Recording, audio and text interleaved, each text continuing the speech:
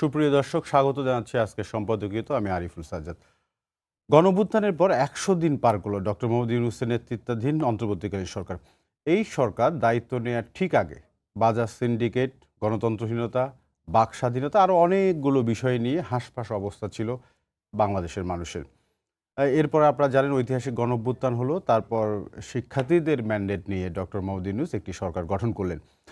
সরকার দেখতে দেখতে প্রায় ১০০ দিন পার করে ফেললো। কিন্তু যে বিষয়গুলো আমি বললাম, সেই বিষয়গুলো সমাধানে সরকার কোন দিকে হাঁটছে, এই সব কিছু নিয়ে আমরা আজকে আলোচনা করব। আলোচনার বিষয় সরকারের ১০০ দিন কোন পথে যাত্রা। আর এ নিয়ে আলোচনার জন্য স্টুডিওতে আমাদের সঙ্গে যুক্ত হচ্ছেন দুইজন অতিথি। আমি শুরুতে পরিচয় করিয়ে দিতে চাই। আমার পাশে রয়েছেন মাসুদ কামাল, সিনিয়র সাংবাদিক, এবং তারপরে রয়েছেন আবু বকর মজুমদার, সমন্বয়ক, বৈষম্য বিরোধী ছাত্র আন্দোলন। আপনাদের উভয়কে স্বাগত জানাচ্ছি আমাদের স্টুডিওতে। আলোচনা শুরু করব, তবে এই আলোচনার আগে আমরা একটু আজকের শিরোনামগুলো জেনে আসতে চাই। জনগণের উপর কিছু সিদ্ধান্ত চাপিয়ে দিচ্ছে সরকার, কাজের অগ্রাধিকার নিয়ে প্রশ্ন তারেক রহমানের। নির্বাচন কেন্দ্রিক সংস্কার শেষে দ্রুত ভোটের আহ্বান মির্জা ফখরুলের। মিয়ানমার নিয়ে ভারত, চীন, যুক্তরাষ্ট্রের স্বার্থের কাছে বলি বাংলাদেশ। দীর্ঘায়িত হচ্ছে রোহিঙ্গা সংকট, বললেন পররাষ্ট্র উপদেষ্টা। বে অব বেঙ্গল সম্মেলন উদ্বোধন।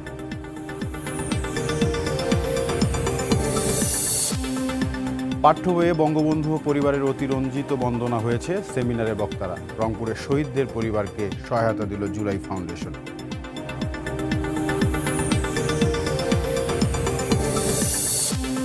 রাজধানীতে বিনোদন কেন্দ্র, খেলার মাঠ থেকেও নেই। ৬ বছর ধরে বন্ধ ঢাকা শিশু পার্ক, অযত্নে পড়ে আছে বাকিগুলো। মাঠ উদ্ধারের আশ্বাস উপদেষ্টার।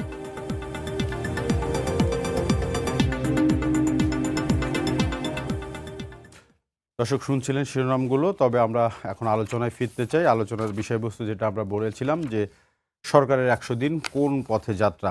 দুজন অতিথি আগে আমি পরিচয় করে দিয়েছিলাম।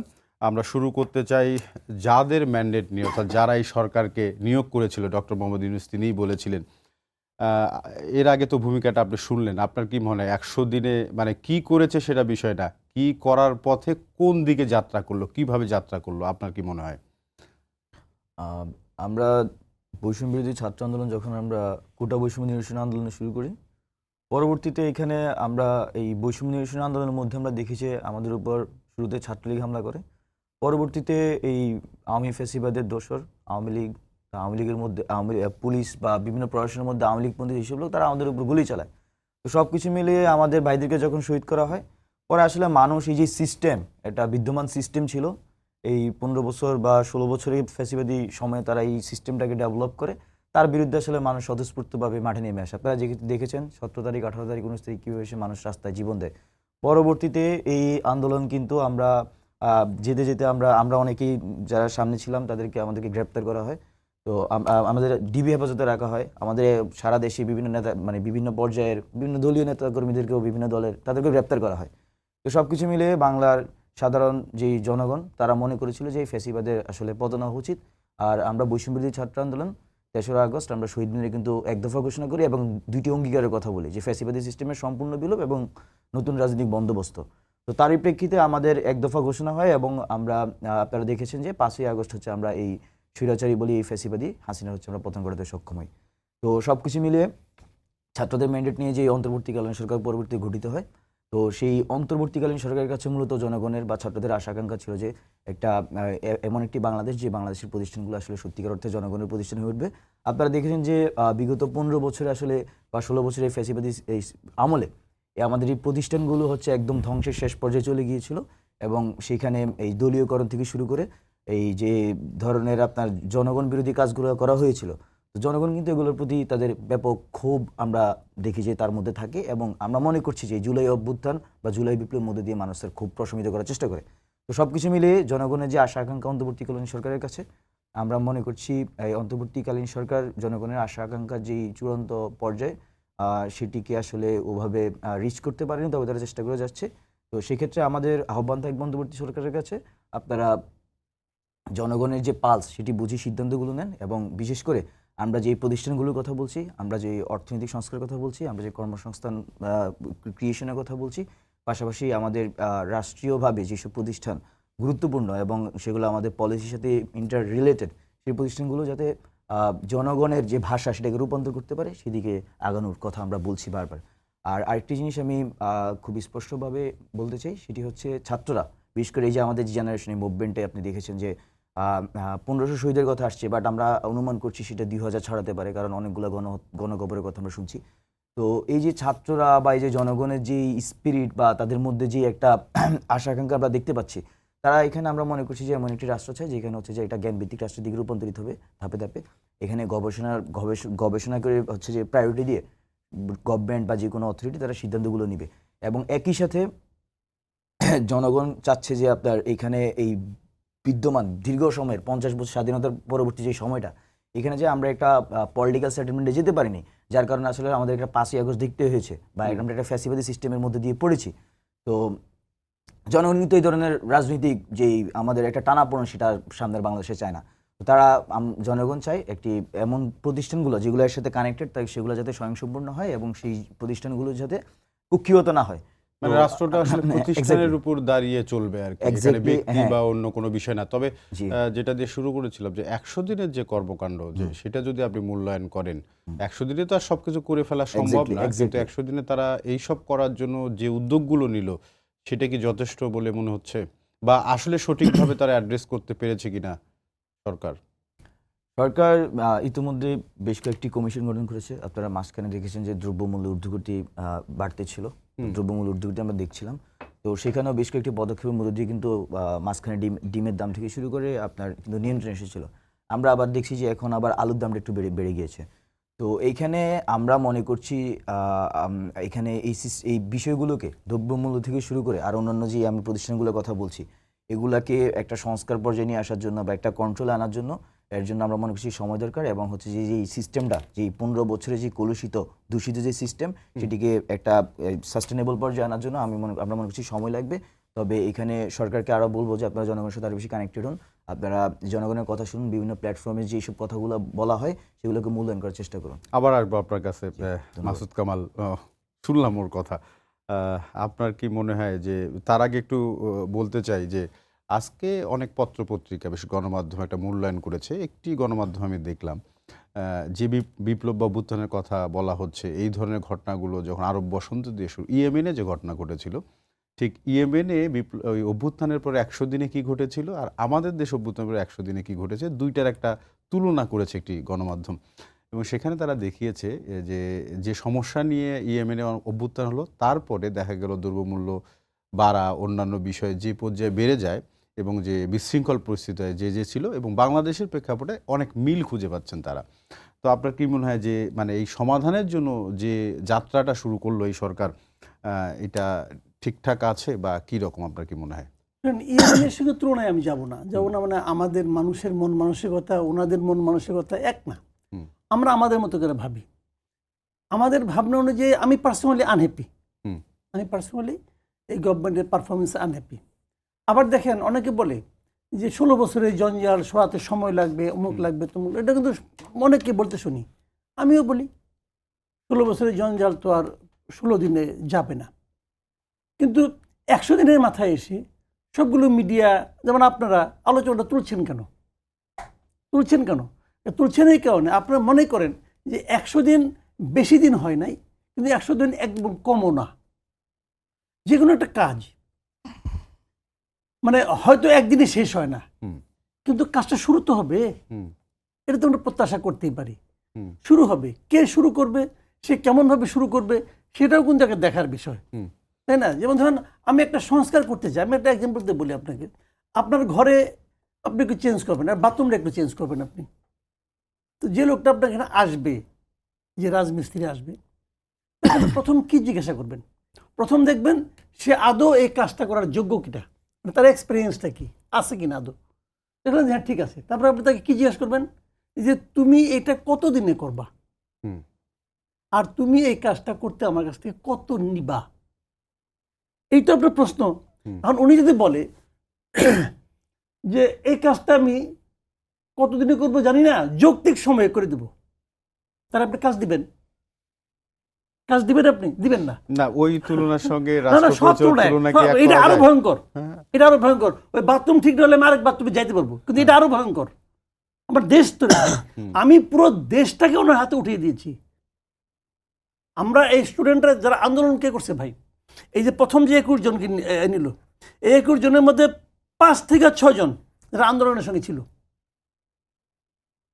আর বাদ বাকি আমরা যদি 6 জন ধরি, বাদ বাকি যে 15 জন থাকে, এই 15 জন আমাদের পুরো জুলাই মাস এবং আগস্টের 5 তারিখ এই পর্যন্ত, এই যারা 36 দিন বলে, এই 36 দিনে এই বাদ বাকি 15 জন শারীরিক, মানসিক, আর্থিক, এমনকি স্বপ্নেও তারা আন্দোলনের পক্ষে একটা কথা বলে নাই। তাদের এই আন্দোলনের সঙ্গে বিন্দু মাত্র ইনভলভমেন্ট ছিল না, ইনক্লুডিং ডক্টর ইউনূস ছিল না। ডক্টর ইউনূস এই গভর্নমেন্টের প্রতি আনহ্যাপি ছিল, কারণ তাকে ওই মামলার চক্করে ফেলা রাখছিল, তার জেলে যাওয়ার আশঙ্কা ছিল। কিন্তু এই আন্দোলনের সঙ্গে উনি ইনভলভ ছিল কেউ বলতে পারবে না।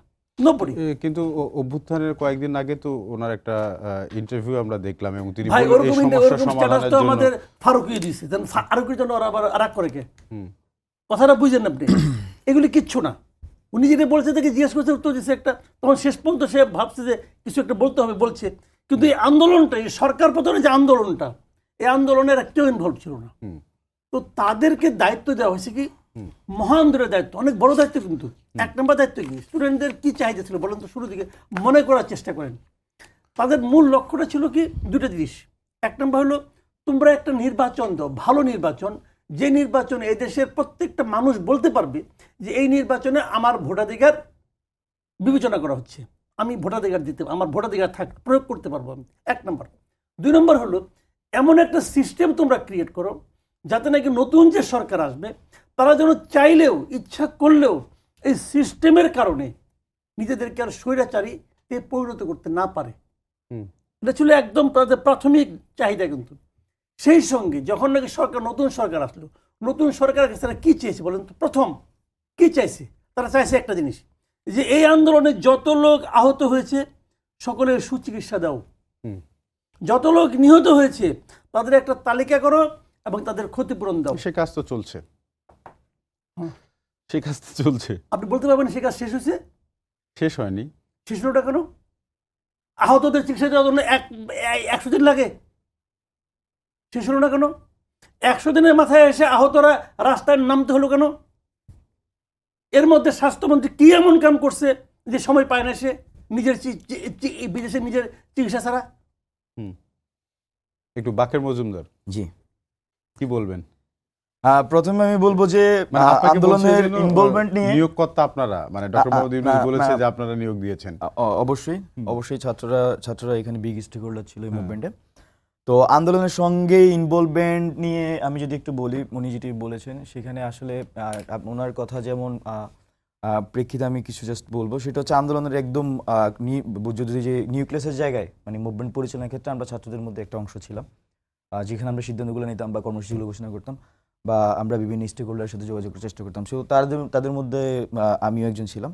তো সেখানে আমরা যেই রাজনৈতিকভাবে আসলে আন্দোলনের শুরুতে আমাদেরকে বিভিন্নভাবে আমরা কিন্তু ছাত্ররা, মানে আমি পার্সোনালি যখন বিভিন্ন স্টেক হোল্ডারের সাথে যোগাযোগ করেছি, আমাদের কিন্তু ডিফেম করা হয়েছিল যে মানে আমরা ভারত বিরোধী মুভমেন্টকে অন্যদিকে মুভ করানোর জন্য এরকম কিছু করছি কিনা।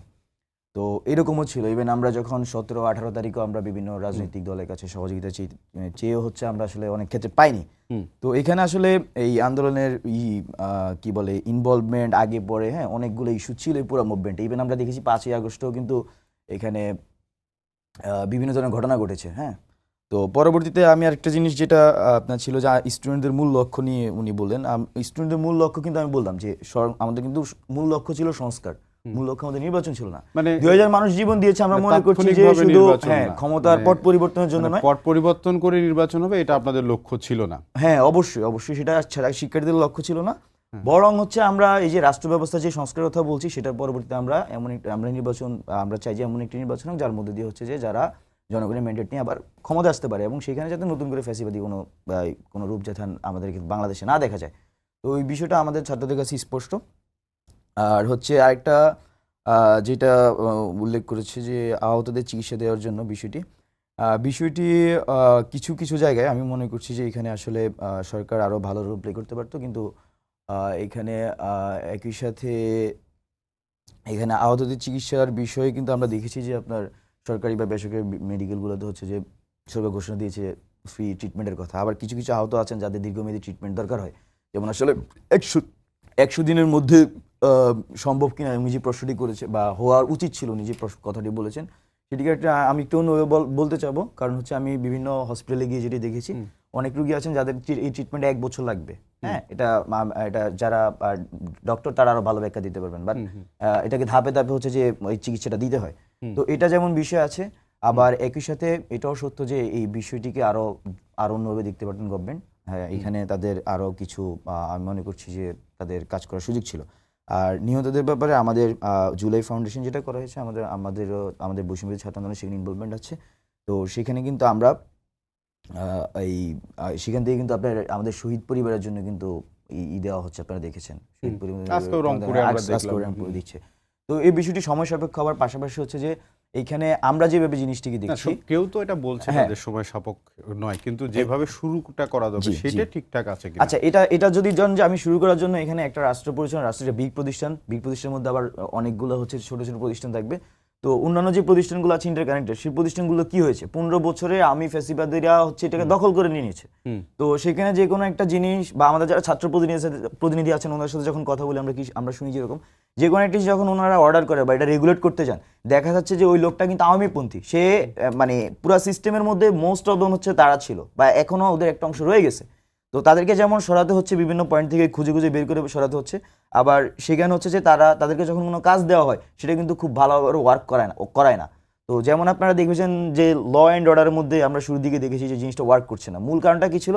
এদের মধ্যে একটা অংশ ছিল, একটু পরে আসবো এক্সাক্ট না, আমি যেটা বলতেছি যে একটা অংশ ছিল বা এখনো রয়ে গেছে যারা হচ্ছে যে এই আওয়ামী ফ্যাসিবাদ পন্থী, এবং তাদেরকে যখন কাজ করাতে চায় তখন জিনিসটা আসলে ঠিকভাবে ওয়ার্ক করে না।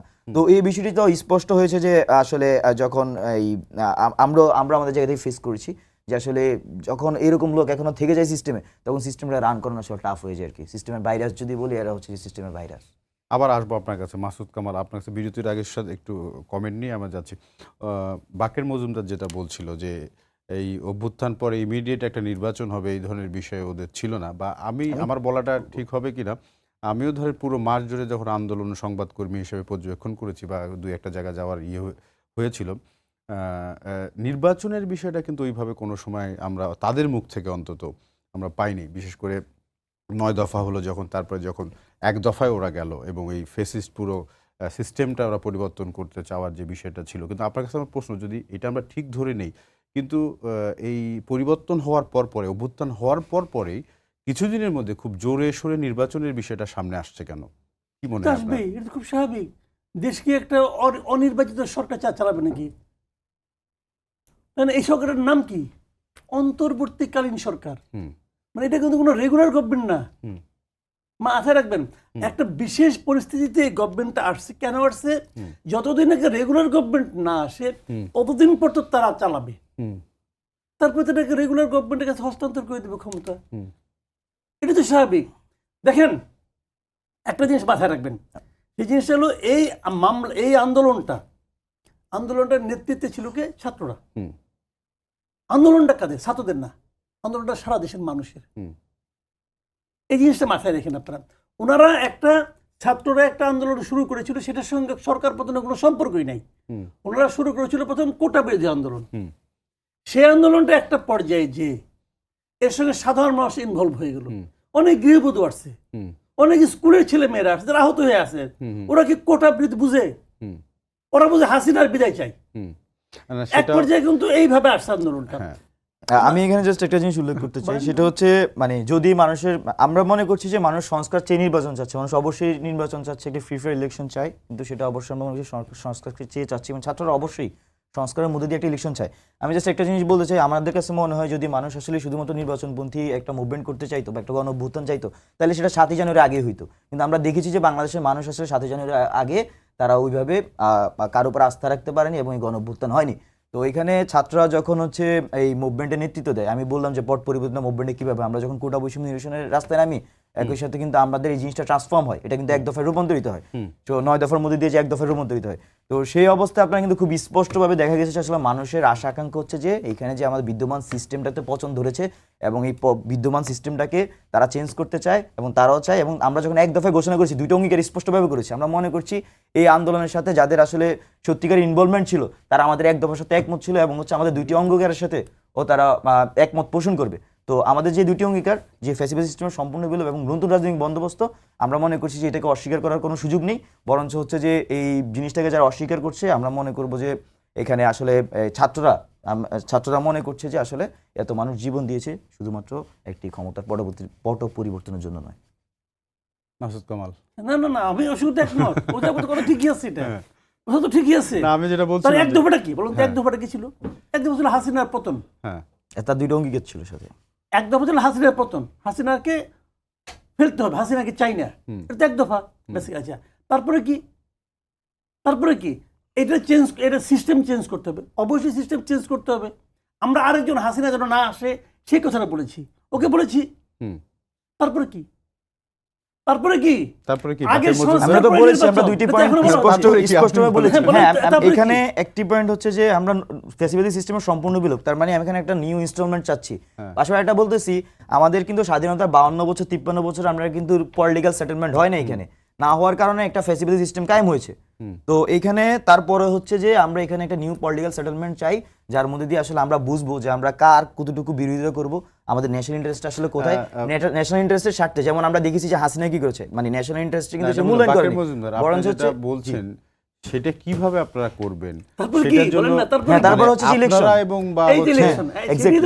না, আপনারা এবং অন্তর্বর্তী সরকার কেউ কেউ স্পষ্ট করেছেন এখন পর্যন্ত যে আপনারা যে বিষয়টা চাচ্ছেন এটা কিভাবে করবেন? আচ্ছা, এখানে সুনির্দিষ্ট হয়েছে কিনা?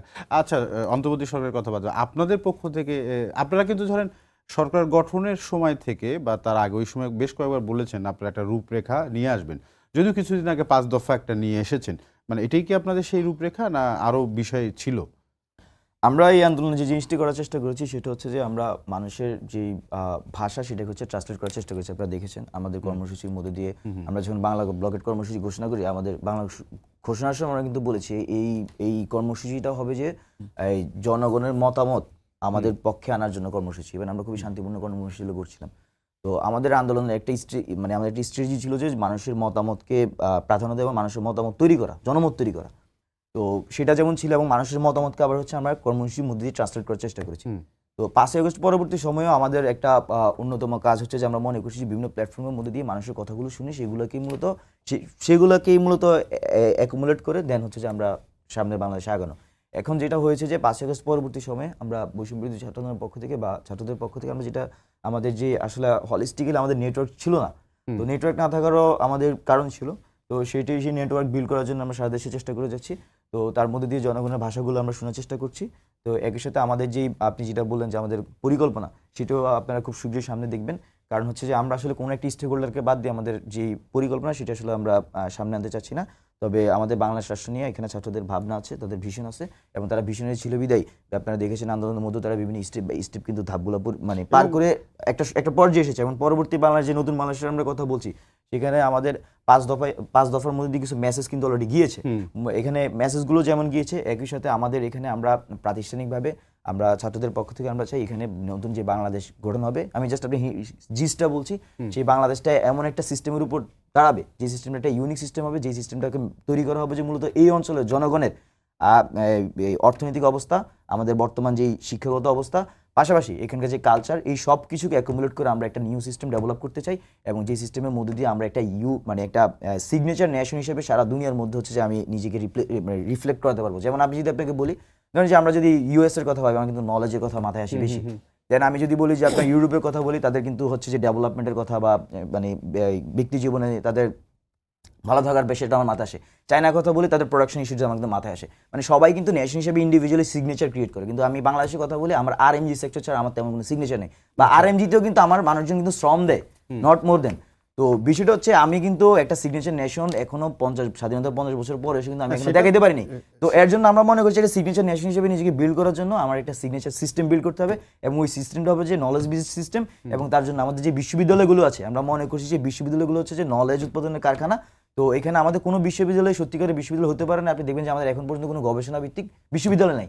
আমরা ছাত্রদের জায়গা থেকে মনে করছি যে এখানে যদি আমি একটি ইউনিক সিস্টেম ডেভেলপ করতে চাই, সেই সিস্টেমটা যদি গবেষণা ভিত্তিক হয়, সেই জন্য আমার প্রাথমিকভাবে আমাকে শিক্ষায় হচ্ছে যে খাতে আপনাদের একটা করে প্ল্যান থাকবে। অবশ্যই আমাদের যদি শিক্ষা, সেটা- ইন্ডাস্ট্রি, মানে ইয়ুথ এজন্য এবং কতদিন লাগতে পারে আপনাদের ক্ষমতা থাকার? না, আমাদের ক্ষমতা থাকার আসলে বিষয়টি নয়। এখানে ছাত্ররা হচ্ছে যে তাদের প্রতিনিধি অন্তর্বর্তীকালীন সরকারে দিয়েছে, এবং আমরা কিন্তু এমন না যে এখানে সরকারি দল হিসেবে কাজ করছি। এখানে খুবই স্পষ্ট আমাদের কথা আমরা শুরু থেকেও বলছি, এখনো বলছি, এখানে সরকার যদি ভালো কাজ করে আমরা যেমন তার প্রশংসা করবো, একই সাথে যদি সে এখানে কোনো ধরনের ভুল করে আমরা সেটি ধরিয়ে দেওয়ার চেষ্টা করবো, এবং আমাদের জায়গা থেকে আমাদের আলোচনা সমালোচনা থাকবে এবং সেটি চলবে। আর আমরা হচ্ছে ছাত্ররা এখন বা বৈষম্যবিরোধী ছাত্র আন্দোলন তাদের এক দফা যে দুটি অঙ্কে সেটি বাস্তবায়নে কাজ করে যাচ্ছে। মূলত তারা হচ্ছে ফিল্ডে প্রেশার গ্রুপ হিসেবে আছে, এবং আমরা সরকার যাতে কখনোই লাইন ছুতো না হয় সেই জায়গায় আমাদের হচ্ছে মূল কার্যক্রমটা তার থাকবে। মানে আর পাশাপাশি এই সরকারটা হচ্ছে আপনাদেরই সরকার না, এই যেহেতু সরকার লাইন আমরা ছুতো মনে করতে করছি যে দিবেন না, গণ অভ্যুত্থানের সরকার। আচ্ছা, এখানে গণঅভ্যুত্থান। আমি মানি, কিন্তু আমি না, আমি মানি হচ্ছে বৈষম্যবিরোধী ছাত্র আন্দোলনের একজন সমন্বয়ক হিসেবে এখানে কথা বলছি। তো এই আমরা মনে আর যারা করছি যে নির্বাচন চাচ্ছে তাদেরও সরকার তো এটা। হ্যাঁ, সবার সরকার। এই সরকার হচ্ছে যে যারা এক দফার পক্ষে ছিল তাদের সরকার। আচ্ছা, গণঅভ্যুত্থানের আসবো সরকার। আবার বাকির মজুমদার আপনার কাছে। মাসুদ কামাল, ওর কথা তো শুনলেন। সবকিছু মিলে কি আপনার কি মনে হয় যে এই কথাটা উঠছে রাজনৈতিক দলের জায়গা থেকে, নির্বাচন মনে হয় বাকের মজুমদার মোটামুটি একটা স্পষ্ট করতে পেরেছে? কি মনে হয় আপনার? না, আমি ওনার কথা শুনলাম। ওনার কথা, ওনার যে উদ্দেশ্যটা, যে লক্ষ্যটা, এটা মহান, কোনো সন্দেহ নাই। একটা রাষ্ট্র থাকবে, 50 বছর হয়ে গেছে, তার নিজস্ব কোনো বৈশিষ্ট্য থাকবে না, এটা তো হয় না। একটা বৈশিষ্ট্য থাকতে পারে তো ভালো, সারা দুনিয়া দেখবে বাংলাদেশ বলতে একটা দেশ আছে, এদের এইটাই হলো এদের বৈশিষ্ট্য। যেটা বলছে এটা কিন্তু ওভারনাইট হবে না। সে যে শিক্ষা ব্যবস্থা নিয়ে কথাটা বলতেছে, দেখেন বিশ্ববিদ্যালয়ের যে ক্যারেক্টার সে বলছে, আমি অন্যগুলো বাদ দেন, বিশ্ববিদ্যালয়ের চরিত্র কি হওয়া উচিত, উনি যেটা বললেন এটাই হওয়া উচিত, এটাই হওয়া উচিত। কিন্তু আমাদের বিশ্ববিদ্যালয়গুলো তো সেই চরিত্রটা ধারণ করে না। আচ্ছা, ধারণ যে করে না, কেন করে না? এটা কি ওই ভবনটার কারণে, নাকি বিশ্ববিদ্যালয়ে যে লোকগুলি টিচার হিসেবে আছে তাদের মন মানসিকতা এবং যোগ্যতার কারণে? খেয়াল করেন, তাদের মন মানসিকতা এবং যোগ্যতার কারণে। এখন ওই লোকগুলির মন মানসিকতা এবং যোগ্যতা এক রাতে চেঞ্জ হয়ে যাবে? হবে না। কিন্তু এটা হলো একটা কন্টিনিউয়াস প্রসেসের ব্যাপার। যে জিনিসটা বাকের পর্যন্ত বলে, আমার কাছে খুব ভালো লাগছে যে আমাদের ইয়াং জেনারেশন এরকম দীর্ঘমেয়াদী চিন্তা করছে। আমার কথাটা হলো এই চিন্তাটা বাস্তবায়ন কে করবে সেটা তো বলতে হবে। এখন যতদিন এটা বাস্তবায়িত না হয় ততদিন তাহলে সরকারে কে থাকবে, ততদিন সময় কি কেউ কাউকে দিবে? আমি একটা উদাহরণ দেবো, যেমন ডক্টর ইউনূসকে ওনারা বাই চান্স একটা অসাধারণ চয়েস, কারণ উনি এই সময় দরকার ছিল যে একটা সরকার এমন একজন লোককে বেছে আনা যার নাকি কোনো সর্বজন্য গ্রহণযোগ্যতা আছে। তো গ্রহণযোগ্য একজন লোককে ওনারা নিয়ে আসছে। আচ্ছা, ডক্টর ইউনূস তো অমর না, অমর তো না, পৃথিবীতে কেউ তো অমর হয় না। ওনার বয়স কত? 84 বছর। উনি কতদিন কার্যক্রম থাকবেন? আর এটা রিয়েলিটি। বাইডেনকে আপনি ইলেকশন করতে দিলেন না বয়স 82 বিলা, তাই না? হ্যাঁ, ঠিক আছে, উনি হয়তো বাইডেনের মতো অতটা না, অথর্ব নাই, আর একটু বয়স, ঠিক আছে। কতদিন আপনি ওনাকে আপনি সময় দিবেন? আপনি যা দেন, আল্লাহ তারা কয়দিন সময় দিবে? বিষয়গুলি খেয়াল করেন। তো হয় কি, একটা টাইম লিমিট থাকে, একটা টাইম ফ্রেম থাকে যে আমাকে এতদিনের মধ্যে কাজ করতে হবে। আমি যে কথাটা বারবার ওকে বলতেছিলাম, তারপর কি ধরা যাক আজকে কোনো কারণে ডক্টর ইউনূস আনএবল হয়ে গেলেন, তারপর কি? আপনার কোনো প্ল্যান বি আছে? প্ল্যান বিটা কি? আরেকটা কথা আমি বলি, আপনার ছাত্ররা আন্দোলনের মাথায় ছিলেন, কোনো সন্দেহ নেই, কিন্তু এই আন্দোলনে কিন্তু সবাই ছিল, প্রত্যেকটা পলিটিক্যাল পার্টি ছিল, ছিল না? ছিল, প্রত্যেকটা পলিটিক্যাল পার্টি ছিল, আওয়ামী লীগ ছাড়া, ছাত্রলীগ ছাড়া, আর ওদের ওই অনুগত কয়েকটা ছাড়া সবাই ছিল। ছাত্রদল ছিল না? ছাত্রদল এত বড় একটা সংগঠন, তারা ছিল না কোথাও? ছিল, যে যে যার জায়গায় ছিল, হয়তো ঘোষণা দিয়ে আসে নাই। অবশ্য ওই যে ছাত্রদলের কথা বললেন, বাকের মজুমদার ভালো বলতে পারবে যে সর্বশেষ সময়গুলোতে তাদের সাংগঠনিক অবস্থা আসলে কোন পর্যায়ে ছিল বা সমর্থক কোন পর্যায়ে ছিল তাদের ছাত্রদলের, তারা কি পরিমাণে ছিল সেটা ওরা মানে ভালো বলতে পারবে। ওরাও বলতে পারবে, হ্যাঁ। আমরাও বলতে পারবো, আমরা এই দেশের মানুষ। হুম। আমি ওদেরকে যেমন চিনি, আমি ছাত্র দলকেও চিনি। আমি বলতে পারবো না কোনো, আমি কি বিদেশ ছিলাম নাকি রে ভাই? আমি তো দেশেই ছিলাম, আমি দেখি নাই? আমিও দেখছি। আমার ঘরেও তো একটা ছেলে আছে যেটাকে হয়তো হয় ওদের দল করে, নাহলে ছাত্র দল করে, নাহলে ছাত্রলীগ করে। আমি তো এদেরকে চিনি, এদের এদের পারফরমেন্স আমি দেখি নাই। সবাই ছিল। এখন এই সবার যে মতামতটা, সবাই কি চায়, হুম। সেই মতামতটা আপনি কাকে জিজ্ঞাসা করছেন? সেই মতামত জিজ্ঞাসা করার পদ্ধতিটা কি? একটা পদ্ধতি তো লাগবে। সেই পদ্ধতিটা কি? কোনো পদ্ধতি হলো গিয়ে, একমাত্র পদ্ধতি হলো গিয়ে তাদের মতামত নেওয়া। মতামত কিভাবে নেবেন? একটা প্রপার ইলেকশনের মাধ্যমে নেবেন, আর কিছু না। এটাই সিম্পলি হিস্ট্রি। এমন আর কিছু শুনেন, শেখ হাসিনা একটা করে আকাম করতো, আমি বলি আপনাকে, আমরা যে ইলেকশন আমি একটা বিশ্বাস করি বাংলাদেশে 12টি আপনাকে, ইলেকশন দেখেন শেখ হাসিনা একটা করে আকাম করতো, হ্যাঁ করে বলতো কি জনগণ এটা চায়। হ্যাঁ কোনো জনগণ প্রতিবাদ করতে আসছে না, আমি চাই না, কেউ বলছে বলার কোনো সমস্যা সুযোগ ছিল? ছিল না।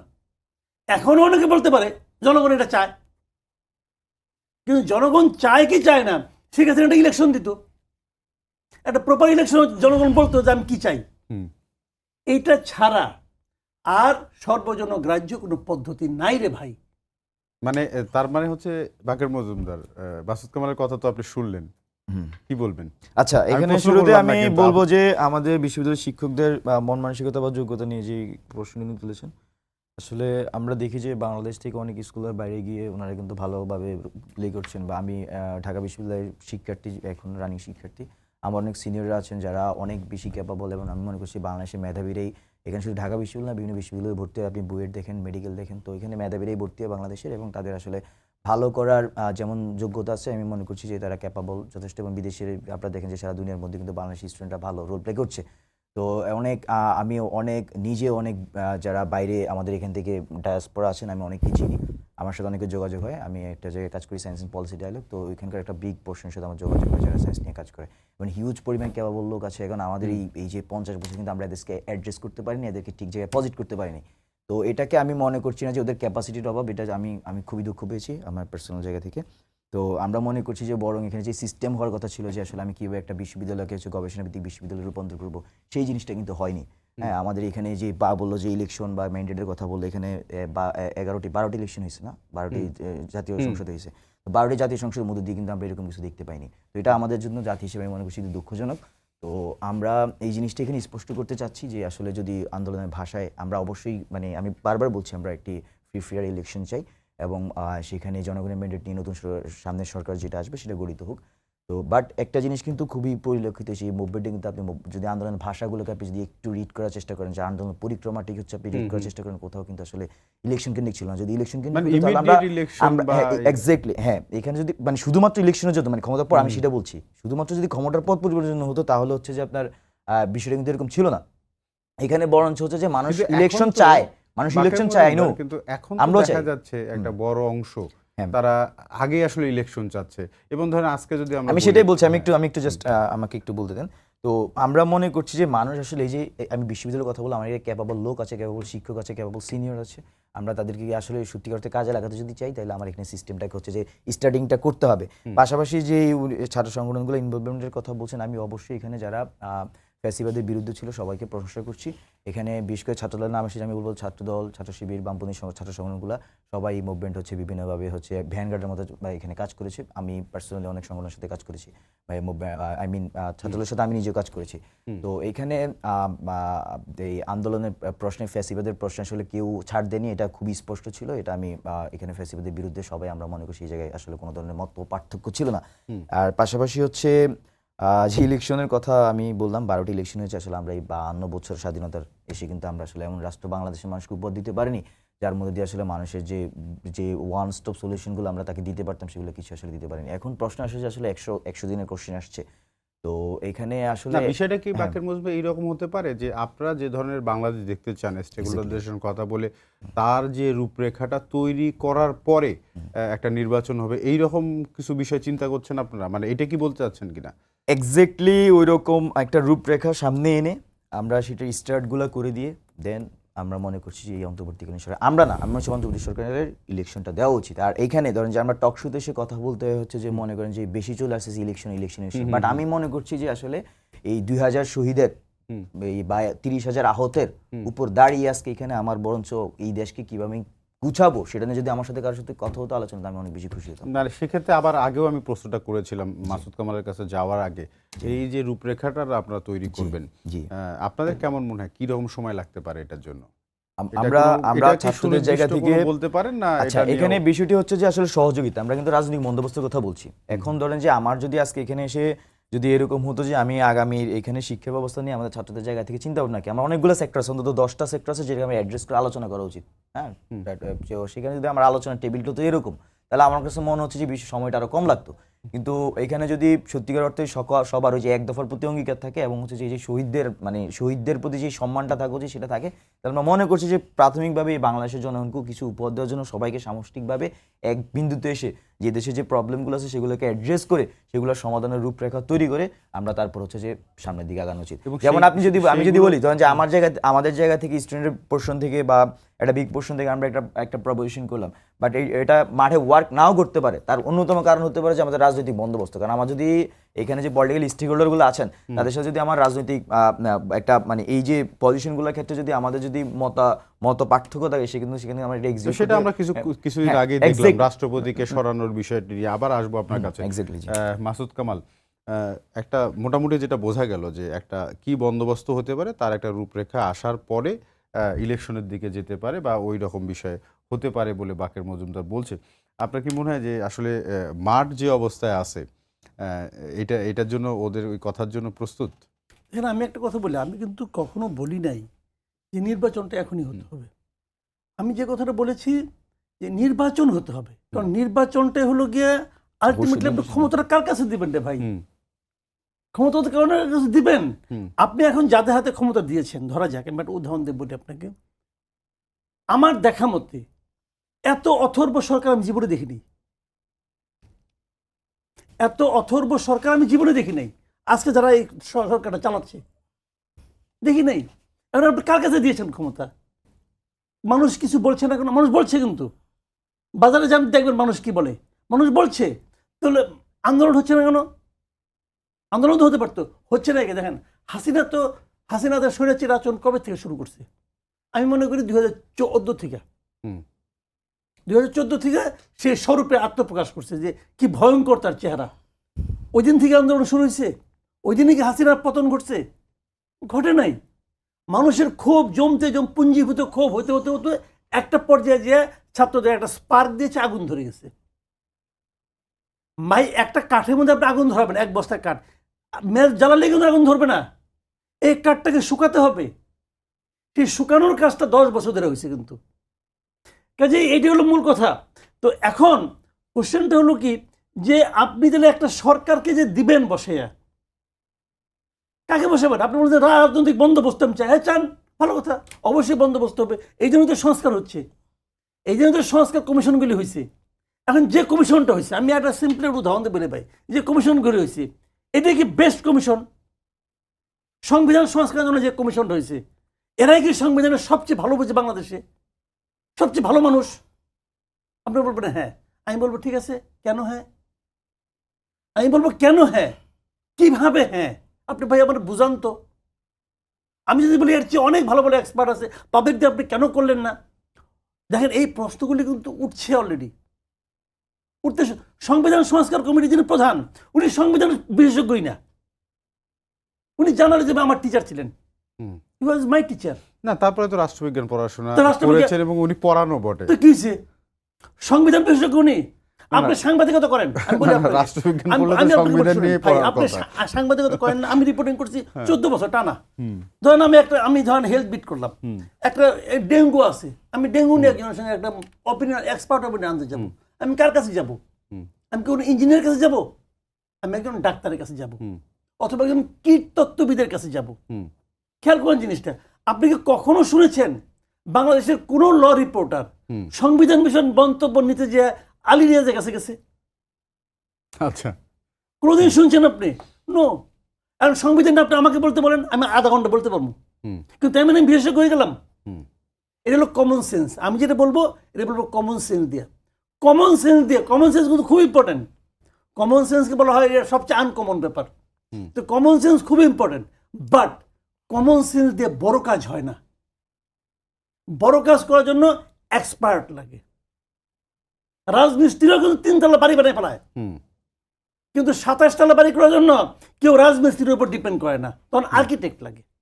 তো এই জিনিস আমি এটা বলছি না, শুনেন, তারপরে আমি বলি ভাই, হচ্ছে একটা কিছু তারা প্ল্যান করতেছে, সংস্কার করতেছে, সংস্কার চলুক, কোনো সমস্যা নাই, কিন্তু আলটিমেট গোলটা কি? আলটিমেট গোল হলো আপনাকে একটা পলিটিক্যাল গভর্নমেন্টের কাছে আপনাকে হ্যান্ড ওভার করতে হবে। তো মানুষের প্রত্যাশাটা কি? মানুষ কি চায়? মানুষ চায় একটা ভালো গভর্নমেন্ট আসুক। এখন কোনটা ভালো গভর্নমেন্ট আপনি বুঝবেন কেমন করে? ছাত্ররা বললো এটা ভালো গভর্নমেন্ট। আমি জিজ্ঞেস করলাম, ভাই কেন ভালো গভর্নমেন্ট? ব্যাখ্যা করো ভাই। কারণ গভর্নমেন্ট এই দেশে তো খালি ওনাদের না, ব্যবসা তো আমাদেরও। আমি জিজ্ঞেস করলাম, ভাই এটা কেন ভালো গভর্নমেন্ট, আমার বুঝাও তুমি, কি ব্যাখ্যা দিবেন আপনি? আপনি বলবেন যে আমার মনে হয়েছে ভালো গভর্নমেন্ট। নো, তাহলে যদি আমি বলতে পারতাম এটা ভালো গভর্নমেন্ট, বললো যে কেন? কেন এই কারণে জনগণ এই গভর্নমেন্টটাকে নির্বাচন করছে। এটার পদ্ধতি কি? ইলেকশন। এখন ইলেকশনের ক্ষেত্রে আমরা কি বলছি যে আমাদেরকে শেখ হাসিনা ইলেকশনটাকে একদম ভুলাইয়াই দিছিল, তোমার ভোট দিতে হবে না, আমি পাইছি একদম শেষ তো মুহূর্তে সেই জায়গা থেকে আমরা মাসুদ ব্যাক কামাল, করতে চাই। আমি আবার বাকের মজুমদার সুনির্দিষ্টভাবে যেটা আপনাকে এই প্রশ্নটা বারবার করার কারণ হচ্ছে ডক্টর মোহাম্মদ ইউনূস বলেছেন যে তার নিয়োগকর্তা আপনারা। জি, সেই জায়গা থেকে যে ভালো গভর্নমেন্ট কি দিয়ে বোঝা যাবে, বা কমিশনগুলো নিয়ে একটা কমিশনের কথা তো সরাসরি মাসুদ কামাল বললেন, আপনার কি মনে হয় যে ঠিকঠাক কমিশন হয়নি বা গভর্নমেন্টটাও ভালো আচ্ছা, হয়নি? এখানে এই যে অন্তর্বর্তীকালীন সরকার সময় তার কিন্তু নিয়োগ- বেশি পাবো না হ্যাঁ, আমরা। তার নিয়োগকর্তা যদি আমি উনি ছাত্রদেরকে বলেছেন, বা এটা প্র্যাকটিক্যালিও সত্য, ছাত্ররাই হচ্ছে যে ওনাকে ম্যান্ডেট দিয়েছেন বা নিয়ে এসেছেন। তো পরবর্তী যে সরকার, সেই সরকারে আমাদের ছাত্রদের 2 জন প্রতিনিধি আছে। আমি বৈষম্য ছাত্রদের পক্ষ থেকে নিয়ে এসেছি। আমি আসলে ছাত্রদের প্রতিনিধি আপনি বলতে পারেন, আমি আসলে সরকারের প্রতিনিধি না। কিন্তু আমরা বারবার বলছি যে এই সরকার যদি কোনো ভালো কাজ করে সেটা যেমন আমরা প্রশংসা করবো, একই সাথে তার যদি কোনো সেই লাইনচ্যুত হয় তাকে আমি একটু সমালোচনা করবো এবং তাকে আমি লাইনে আনার জন্য প্রেশার করবো, সেই ফিল্ডে কাজ করবো। এবং আমাদের যে 1 দফা 2টি অঙ্গীকার, সেই 2টি অঙ্গীকারের বাস্তবায়নের জন্য আমাদের মূলত মাঠে থাকা। আর হচ্ছে যে ভালো গভর্নমেন্টের প্রশ্ন হচ্ছে, তো আমি বেশি বলতে চাইছি ভালো রাষ্ট্র। কারণ আমরা মনে করছি যে গভর্নমেন্ট আমাদের এখানে অনেক গভর্নমেন্ট হয়েছে স্বাধীনতা পরবর্তী সময়, আসলে কোনো গভর্নমেন্টই আসলে জনগণের যেভাবে বলছেন, আমরা কোনো গভর্নমেন্ট এখন কিন্তু ভালো গভর্নমেন্ট বলুক, যে গভর্নমেন্ট এসে একদম সবাই মানুষের আসলে আশঙ্কা পূরণ করে দিয়েছে। তো সেখানে আমরা যতটা না আসলে ভালো গভর্নমেন্টের দিকে মনে করছি, এই মানে 2000 শহীদের উপর দিয়ে ভালো গভর্নমেন্ট গঠনের চাইতে আমাদের কাছে মনে হচ্ছে ভালো একটি রাষ্ট্র গঠন করবো আমরা। ভালো গভর্নমেন্ট না হলে রাষ্ট্র আর ভালো এখানে কিভাবে করবে? আমি বলি ভালো গভর্নমেন্ট আর রাষ্ট্র যদি আমি এখানে একটু আমি যেভাবে বুঝি বিষয়টা, সেটি হচ্ছে অবশ্যই ভালো সরকারের দরকার আছে। কিন্তু আমার কাছে, আমি বারবার যেটা বলছি যে এখানে যতটা না আমার কাছে ভালো সরকার, আপনি ভালো সরকার হওয়ার জন্য আপনি পথের কথা বলেন, আমি বললাম তো আমরা আলোচনা চাই, আমরা যে সরকার আমাদের সাথে আলোচনা করুক, ছাত্রদের সাথে, রাজনৈতিক দলগুলোর সাথে আলোচনা করুক, এবং তার মধ্যে আমরা ভালো রাষ্ট্র গঠনের জন্য আমরা যেসব সংস্কারগুলো দরকার সেগুলো আমরা করি। যেসব পয়েন্টগুলোতে আমাদের সিস্টেম বিল্ড করা যায়, বিগ সিস্টেম ডেভেলপ করার জন্য আমার যেসব ইন্ডিভিজুয়াল সিস্টেমগুলো আছে সেগুলো আমি ডেভেলপ করি, দেন আমরা ট্রান্সফর্ম করি। আমরা একটা ইলেকশনের মধ্যে দিয়ে শেষ করতে হবে। ইলেকশনের মধ্যে দিয়ে আমরা একটি পলিটিক্যাল গভর্নমেন্টে যাই, দেন আমরা মনে করি জিনিসটা জনগণের জন্য ওয়ার্ক করবে। জি, আপনাকে অসংখ্য ধন্যবাদ মাসুদ কামাল আমাদের সঙ্গে যোগ দেওয়ার জন্য। আপনাকে অসংখ্য ধন্যবাদ। সবাইকে ধন্যবাদ জানিয়ে শেষ করছি আজকে সম্পাদকীয়। আগামীকাল আবার দেখা হবে রাত 10টায়। দেখার আমন্ত্রণ রইল। শুভরাত্রি।